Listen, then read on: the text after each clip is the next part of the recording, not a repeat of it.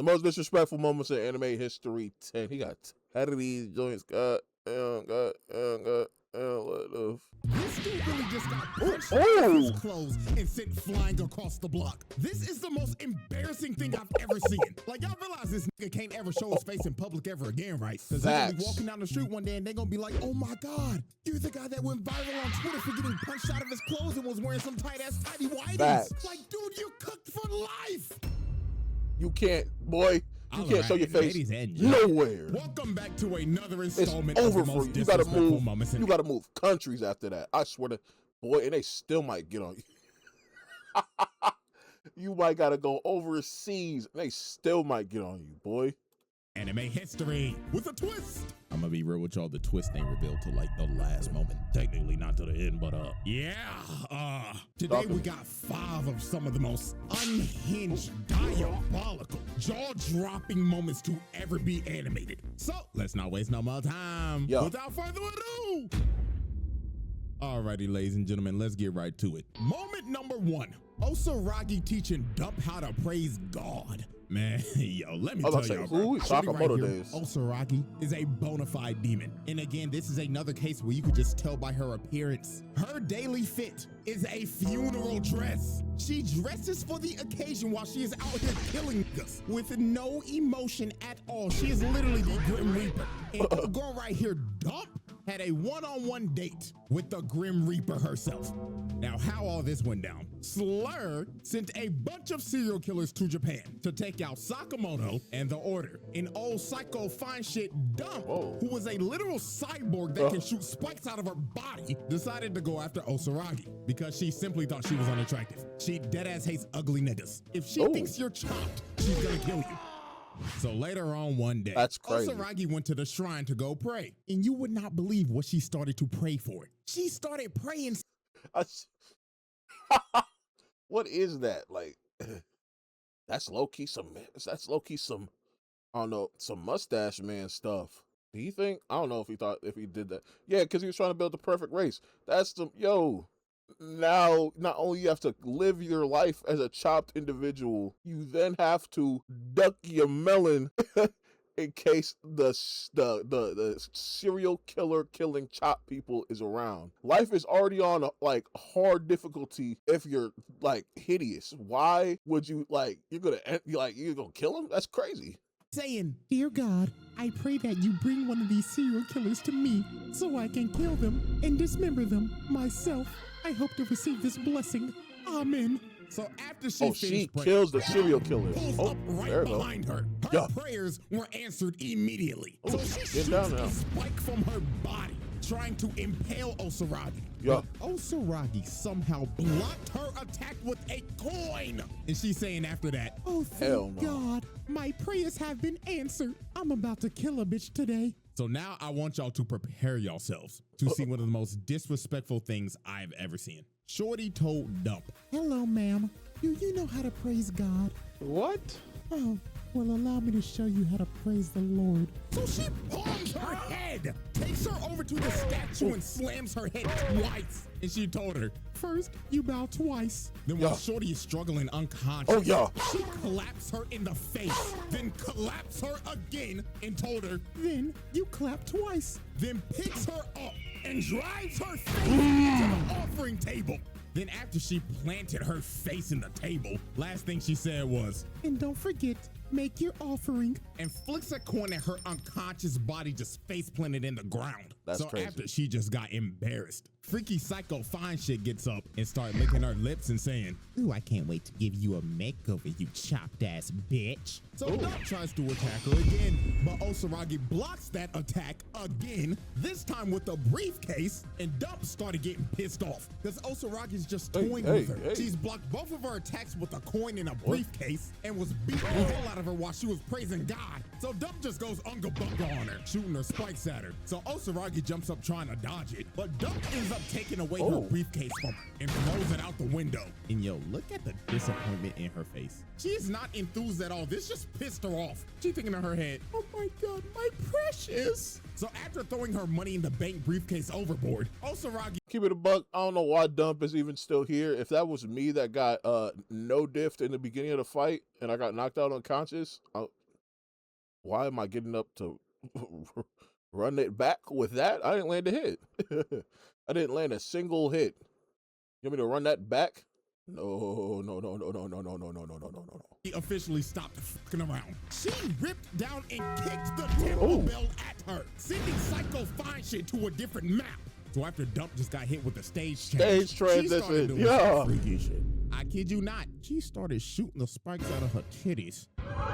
And then after that, she started licking her lips. Oh, hell nah. Yeah, I'm gonna be real. I can't call her fine shit no more. This is too freaky. Her new name from now on is Freaky Spike Bitch or some shit. I don't know. Anyways, when Freaky Spike Bitch shot them spikes out of her titties, she completely bricked and only hit Osuragi's hand. And this right here is when Dump started regretting everything. Osuragi starts walking her down with her hand impaled, moving through the spike, grabs her hand and tells her, I'm about to rock your shit, twin. Send her freaky ass into another building. And Osuragi was not done. She was about to tee up on this freaky hoe. Dump ran at her and shot a spike. She parries it. Then she jumps off and kicked her so hard the bitch spun 5 times. And she wasn't even done after that. She started juggling her ass down turning into a human pinball machine. So after Osuragi finished juggling her, she ends up being conveniently right by her briefcase. And guess what is inside her briefcase? The stick? A big ass buzzsaw in that bitch. And when Dump saw this, she knew it was over. Oh, he muted. He had to mute it. I'm like, what? Boy. Damn, how you two got on his head top. Oh my God. What the? They're about to die. And she straight up. That's ridiculous. I know YouTube be on his head because he be talking about it on, like, you know what I'm saying? Social media, but like, Jesus Christ.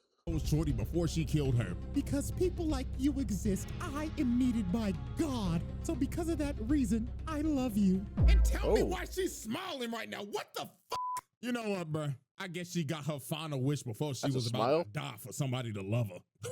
Bonkers. So Osuragi wraps up that buzzsaw, dashes at Shorty, and splits this freaky spike bitch down the middle. Fatality. And with that, Osuragi continued to spread the word of God to these freaky ass hoes. All right, let's keep this disrespectful party going, shall we? So, moment number 2. I didn't know they had powers in that show, by the way. Nonchalant dreadhead. Now, we're still on Sakamoto days, and this is the same plot. This time, however, though, the serial killer is this big buff dreadhead nigga called the Minimalist. And this dude goes around crushing things to as small as they can get. And his target was Sakamoto. So later on that same day, he pulls up to Sakamoto's convenience store and he ends up confronting his wife. So she tells him, excuse me, sir, can I help you with anything? That boy got a curse mark. Hey, bitch, where your fat ass husband at? So to start intimidating her, this man grabs the cash register and starts crushing it into a ball. Then after that, he rips the desk in 2. So then after he finished his intimidation tactics, he straight up looked at her and told her one more time, hey bitch, I'ma ask you one more time. Where is that fat ass nigga Sakamoto? But Sakamoto. Dynamic entry to the back of the head if I'm Sakamoto. Can he do that? I don't know if he can. I heard he's nice, or he used to be nice. Now he just owns a shop or something. But Moto's wife was not acting like herself at all. She was weirdly calm this entire situation. And the reason why is because it wasn't her at all. She dislocates his arm and stabs him in the neck. So he ends up falling down. And then she just looks at him and tells him, gotcha, nigga. And she turns into Nagumo. This man disguised himself as Sakamoto's wife to just with this dude. And the knife that he stabbed him with was a toy knife. And he was like, oh man, you're lucky that wasn't real, bro. Looks like my goofy ass forgot to swap it out for a real one. So the Minimalist is pissed off. He like, oh hell nah, man, I'ma kill you, nigga. But Nagumo teleports right behind him. And look at this dude's face, man. Just by this frame, you can tell by the face he making, I should have just bought some Newports and left. And I'm not gonna lie to y'all, bro. What he does to bro is honestly worse than what Osaragi did to Freaky Spike bitch. So the minimalist starts bragging saying, man, I've killed 432 people. But what your goofy ass gonna do to me, huh, nigga? And when bro said this, Nagumo deadass looked at bro like, wow, man, that's amazing. You count everybody that you kill? Holy, you might be smarter than a 5th grader. So this pisses dude off. He said he got too many bodies to count. Straight air. And this man Nagumo is just chilling on top of the shelf with bro's phone. And he's just looking through it like, wow, man, I'm disappointed. How are you a 6'5" nonchalant dreadhead and your phone is as dry as the Sahara Desert? Like, really, my nigga, no hoes at all? Dennis would be ashamed. So this pissed him off. But what sent him over the edge is when Nagumo said, I wonder what I'll find in your search history. Oh.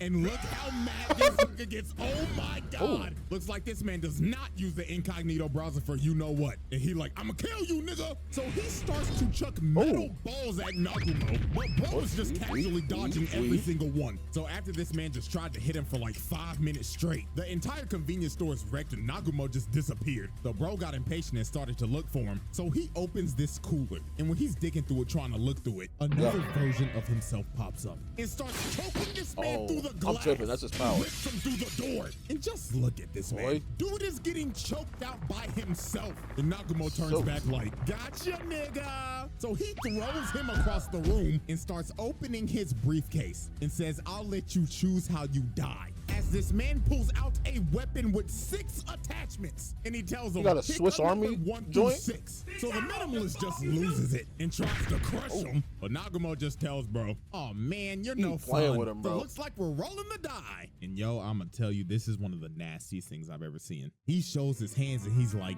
ooh, where did it go? And it ended up being in his mouth. So he spat out number 3. So Nagumo grabbed his head with a oversized can opener and cut his head clean off.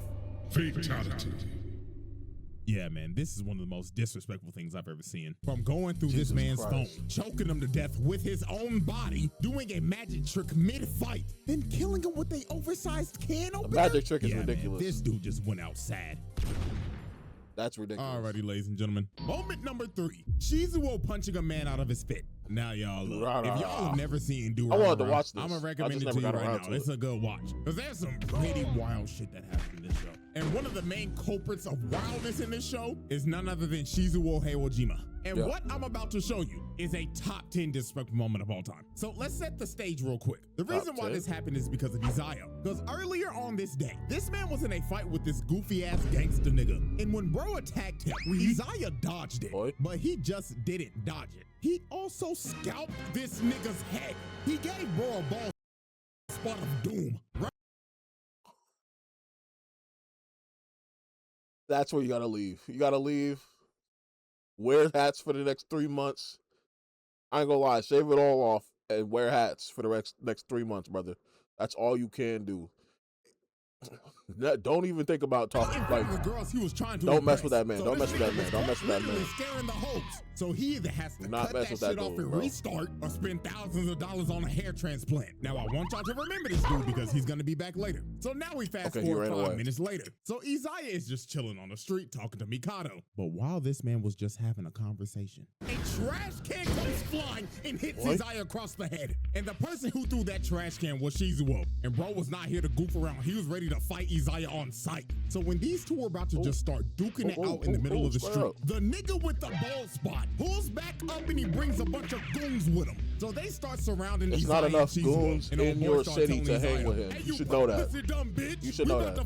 You up for f***ing up my headline from earlier, nigga? Yeah, you don't with the dollars and get away with it, nigga. But when they had them surrounded, they ended up realizing that they had Shizuo surrounded as well. And dude's name is feared throughout these streets, so these niggas were shook.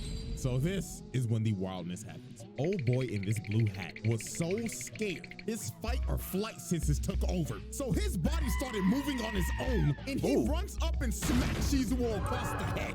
So after he smacked bro upside the head, the dollars is like, hold on, twin, he might not be as strong as they say. But then this man started screaming. So bro started telling old boy in this hat, you aimed for my head. You have to know a blow like that can kill a nigga, right? And this means you were intentionally trying to kill me, right? So whatever happens next is what you deserve, right? And look at this stare. Bro stared into this man's soul. And old boy knew his life as he knew it was over. He rocked this man. Sends bro flying out of his clothes and knocked out cold. I would think, like, yo, bro, he left one sock plus shoe on and some tidy whities, brother.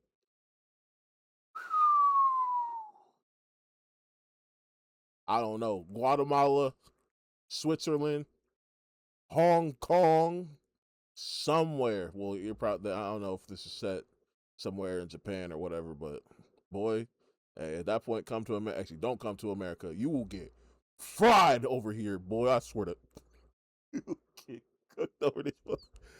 But bro, this type of punch should, like, to have enough like force behind the punch to send you flying into an everlasting twirl and spiral. Your face should be gone. Like, it should be like 2% of face left. It should be like a caved in, like, massive dent, if anything, is left on top of your neck, bro. I swear to God. Like, holy Jesus, man. This might be one of the most devastating punches of all time. Like, let's look back at this again. This dude really just got punched out of his clothes and sent flying across the block. This is the most embarrassing thing I've ever seen. Like, y'all realize this nigga can't ever show his face in public ever again, right? Because he gonna be walking down the street one day and they gonna be like, oh my God, you're the guy that went viral on Twitter for getting punched out of his clothes and was wearing some tight-ass tidy whities. Like, dude, you're cooked for life. And just look at him twitching over there like a dead buck. Like, oh my God. He shouldn't be able to move. So after that happened, Shizuo was not done because every one of these gang members now have a receipt that needs to be paid. So he goes after the gang members. Look at dude right here. He was avidly trying to run away, but Shizuo said, nah, nigga, as he threw him into another person and just started bodying every single gang member. And look at old bald spot. This man fearing for his life, thinking in his head like, oh God, the rumors were true. This nigga really is Ikabukuru's King Von. So the dudes behind him was like, nah, I'm about to dip. And Shizuo runs up behind Baldy and kicked him so hard, the beanie fell off his head. So the world could see that beautiful bald spot. So while he was beating the hell out of everybody, Isaiah was like, yep, I'm out of here. But Shizuo looked at him like, hell nah, nigga, as he picks up a vending machine and tries to throw it at this man. But that brother Simon came from the roof to stop the vending machine from hitting this man, bro. But yeah, man, that's the moment, bro. This man threw a trash can cross. In these regular looking animes, I be forgetting that they be like an entire gang low-key have powers. Like on these videos, I be forgetting that if they have powers, you be blowing me. Through a vending machine? With Google Play Games, you can play unlocked. But unlock they probably got powers. Screens. Or if not, it's just anime. So. All right, let's keep it pushing. Moment number 4. Why not? Ichigo calling an ambulance before a fight. Yep, we're finally doing this moment. Now, this is quick, but this moment is a absolute classic. So these dudes were bullying Chad. And I don't know why, but out of all the people you chose to bully, Chad. You chose to That's what I'm saying. Chad is like at least 6'3", 220. He's bigger than any other kid in the school, and they're just letting him punch on him. First off, that's unrealistic. They wouldn't even pick a fight with him regardless. That's some Disney Channel. You not seeing Chad walk around your campus and go try to pick on him for no reason. I'm just telling you that right now. It's not gonna happen. A buff-ass 6'5" Latino nigga that look like he pushing 30, but he's 16? Like yeah, these dudes deserve every amount of ass whooping that they got, because this is just idiotic. So earlier on in the day, our boy Chad was just walking and chilling, listening to some music and minding his own business. Now these two idiots decided to sneak Chad with this big ass wrong business. Yo, that's dedication right there. That's dedication right there. That's dedication right there. Anyone who has ever had like a hairstyle they wasn't trying to mess up, this is tech. I never once did this, but you can tell just by he's wearing the headphones upside down, he not trying to mess up the cut on me. In his own business. Now these two idiots decided to sneak Chad with this big ass rock. Like, dude, you know you can kill a person with this size of a rock, right? Like, he didn't even do anything, mind you. So he comes behind Chad and hits him across the head. He didn't do nothing, and he has nothing they want. Surrounded by a bunch of bullies, and in front of him is this ugly ass man. Like, if you looked up the definition of chopped, bro would be the first person that pops up on Google Images. Cause Jesus, man. So old Chop dude decides to rip off Chad's amulet, and before he was about to break it, he said, "You know who else is chopped? I guess they want to This man Ichigo out of nowhere and hit a drive-by on this chopped ass nigga and rode him like a skateboard. So after Ichigo laid bro out, he starts picking bro's pockets and takes his phone. So old Chop dude is like, "Wait, I didn't get to finish my joke. Do you want to know who else is chopped? No." So after Ichigo stomps bro's face in, this man calls 119, aka 911 for us. So the dude pick up on the phone like, "This is 911. What is your emergency?" I need an ambulance. You know what? Matter of fact, 1, 2, 3, 4, 5. Yeah, 5. So this man drops the phone and starts beating the hell out of all the bullies.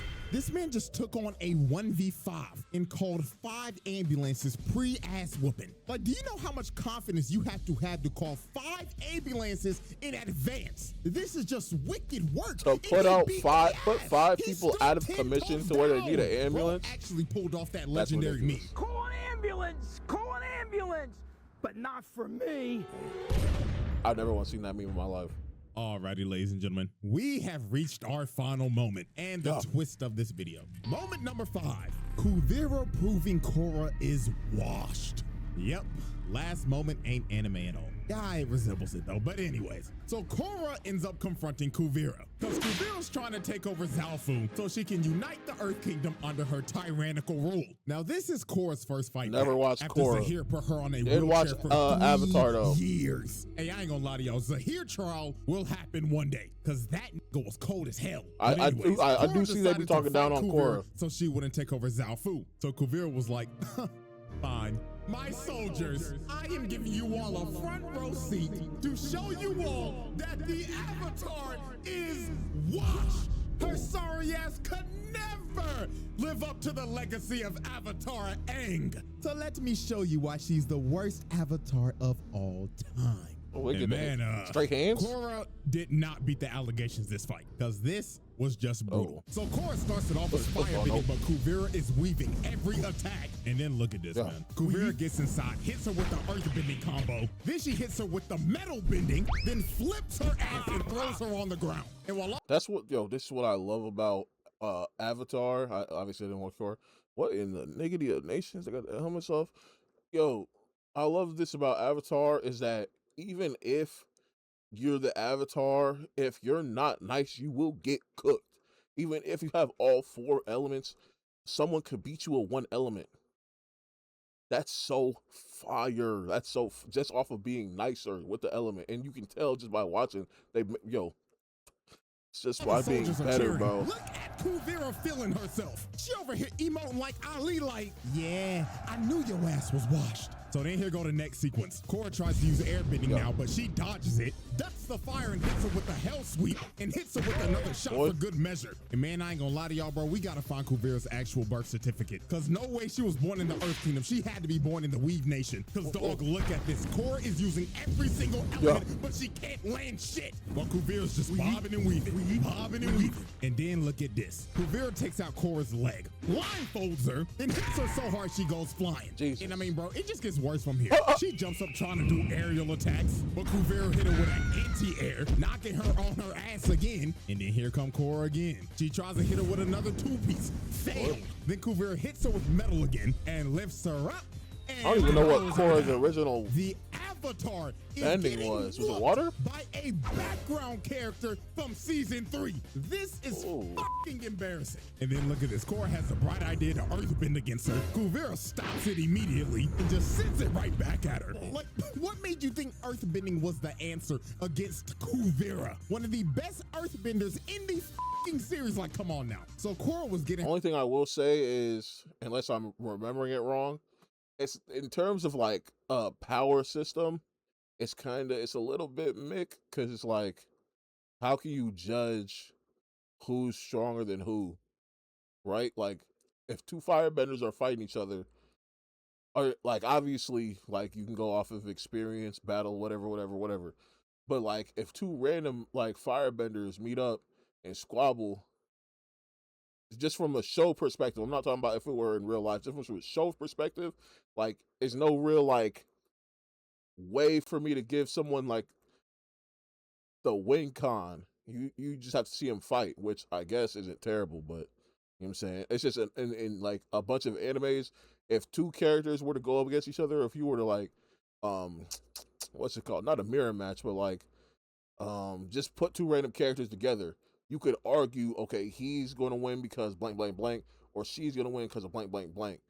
It's like, I don't know. I don't know.